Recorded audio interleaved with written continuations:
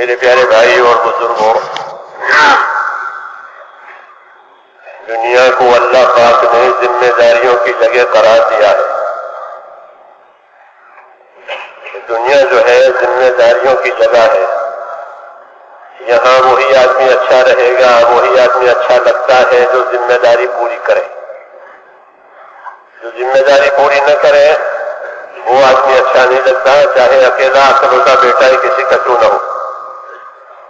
ایک ہی بیٹا ہے، اکلوتا ہے، لیکن کچھ کرتا ہی نہیں ہے، عہدی ہے، پیسے خرچ کرتا رہتا ہے، اڑاتا ہے اور کام کچھ نہیں کرتا، تو ماں باپ اس سے بیدار ہے۔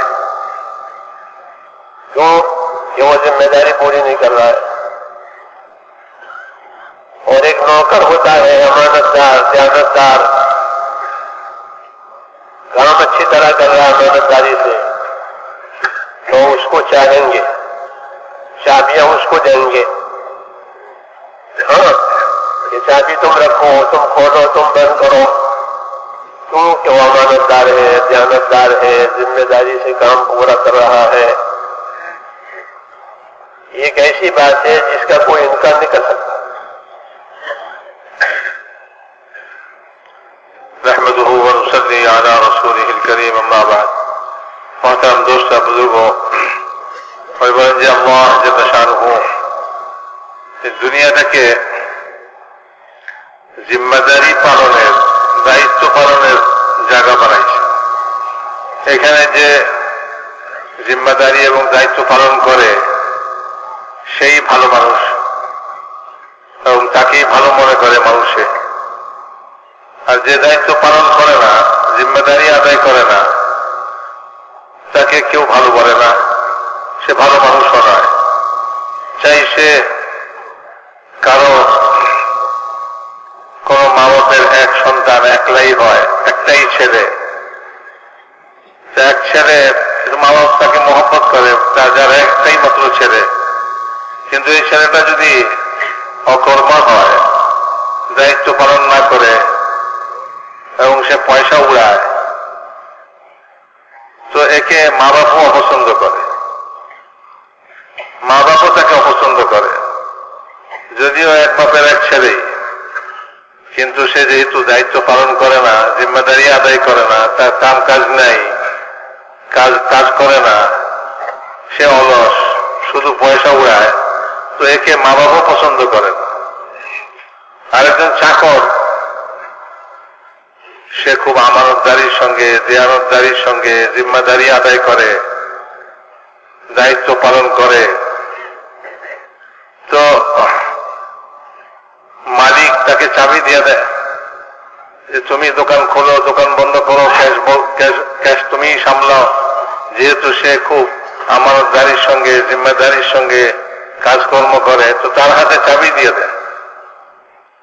অথচ সে একজন চাকর, বাপের নিজের ছেলেকে বাপ বিশ্বাস করে না, পছন্দ করে না, কিন্তু যে চাকর, সে যেহেতু আমানতদার, সে যেহেতু সব জিনিসকে সামলায়, সে দায়িত্ব পালন করে, তো তাকে মালিক পছন্দ করতেছে এবং তার হাতে চাবি দিয়ে দিতেছে।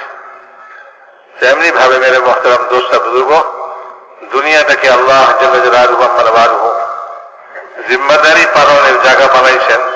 এখানে যে জিম্মাদারি আদায় করে সেই ভালো হয়, সেই সকলের কাছে পছন্দনীয় হয়, আর যে জিম্মাদারি আদায় করে না তাকে কেউ পছন্দ করে না।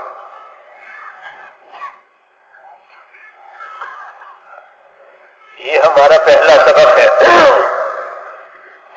یہ پہلا سبق ہے کہ یہاں ذمہ داریاں آئے گی، یہ پہلا سبق دیا ہے۔ پہلا سبق اس لیے کہتے ہیں کہ جب آدم علیہ السلام کو یہاں اتارا گیا زمین پر، تو ان سے کچھ باتیں کہی گئی اللہ کی طرف سے۔ وہ باتیں یہ تھی کہ اتر جاؤ زمین پر، سب کے سب، آدم بھی، حوا بھی، ابلیس بھی، سب اترو، نیچے اتر جاؤ۔ نیچے اترنے کے بعد آدم علیہ السلام سے کہا گیا کہ تمہارے اوپر یہاں حالات آئیں گے،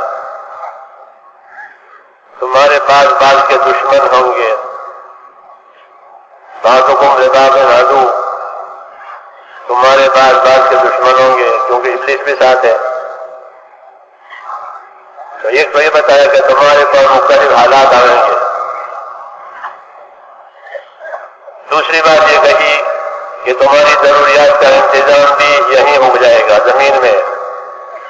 मैंने तुम्हारी तमाम जरूरियात का इंतजाम यहाँ जमीन में कर दिया है। तुम्हारा खाना पीना रहना सहना सब हाजात तुम्हारी यहीं से पूरी होगी।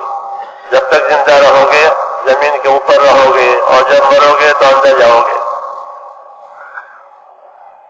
ये बात कही। और एक बात ये कही कि यहां जमीन पर उतारे जाने के बाद मेरी तरफ से हिदायतें आवेगी, अहकामात आएंगे, जिम्मेदारियां आवेगी। ये है असली बात। तो जो इन जिम्मेदारियों को पूरा करेगा वो कामयाब होगा, जो इन जिम्मेदारियों को नहीं पूरा करेगा वो नाकाम होगा। ये थी असली बात। बाकी पेश आने वाले हालात, गुजरने वाले हालात ये बताए। तो मैंने इसलिए कहा कि ये पहला सबक है हमारा, यानी इंसानियत का पहला सबक इंसानों के लिए यही है कि अल्लाह की तरफ से आसमान से हिदायत आएगी, अहकामात आएंगे, जिंदगी गुजारने की और जिंदगी बनाने की जिम्मेदारियां। ये जिंदगी कैसे बनाओगे? गुजरती जिंदगी गुजर हो जाएगी, क्योंकि वो तो किसी के कब्जे में नहीं है, तो गुजरेगी। सूरज निकलेगा, डूबेगा, जी हाँ, सदियां हो जाएगी। गुजरना किसी के हाथ में नहीं है, लेकिन बनाने की जिम्मेदारी है। इसलिए जिंदगियां बनाने के लिए हिदायत आएगी। जो इन हिदायत का अपने आप को पाबंद करेगा अल्लाह उसे कामयाब करेंगे, और जो अपने पाबंद नहीं करेगा वो मशक्कत में भी पड़ेगा और आखिर में नामुराद भी होगा।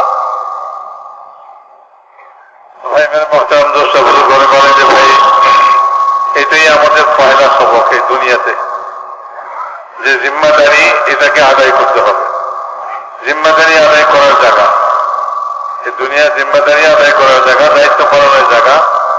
এটাই আমাদের পয়লা সবক। পয়লা সবক এই হিসাবে যে আল্লাহ তাআলা যখন আদম আলাইহিস সালামকে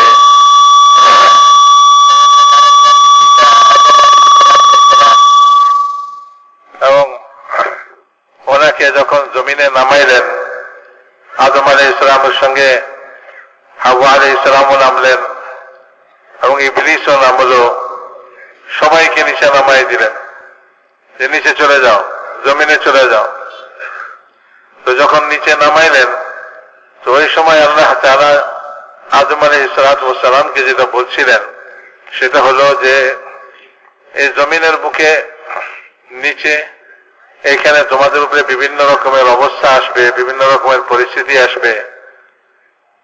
তোমরা একে অপরের দুশ্মন হবে, যেহেতু ইবলীসও আসছে সঙ্গে।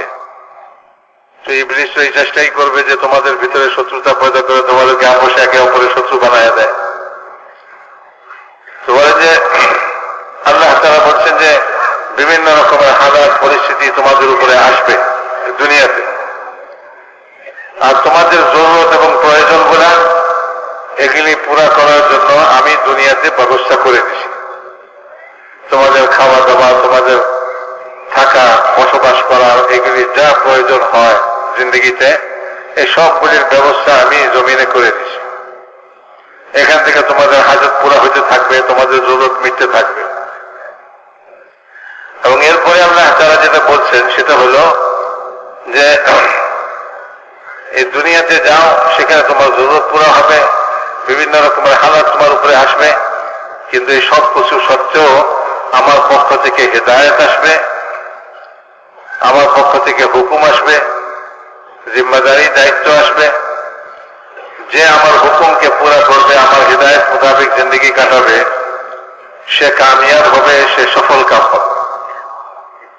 যে জিম্মাদারি পালন করবে না, আমার হুকুম পালন করবে না, হিদায়াত মোতাবেক চলবে না, তো তার জিন্দগি নষ্ট হবে, বরবাদ হবে। তো আমার পক্ষ থেকে হিদায়াত আসবে, হুকুম আসবে, এটাকে এই দুনিয়ার জিন্দগিতে পুরা করতে হবে। আল্লাহ তাআলা সালামকে এই কথাটাই আসল কথা ছিল, যে কথাটা আদম আলাইহিস সালামকে আল্লাহ তাআলা বলছেন যে জমিনে যাও, সেখানে আমার তরফ থেকে হেদায়েত আসবে। বাকি জিন্দিগি মানুষের জিন্দিগি সকাল সন্ধ্যা, সূর্য উঠে সূর্য ডুবে মানুষের জিন্দিগি পার হয়েই যায়। এটা কারো কবজায় নাই, কারো হাতে নাই। সে এটাকে ধরে রাখবে, কন্ট্রোল করবে, সময় পার হইতে দিবে না, এটা কারো হাতে নাই। সূর্য উঠতেছে, সূর্য ডুবতেছে, সময় পার হয়ে যেতেছে জিন্দিগির।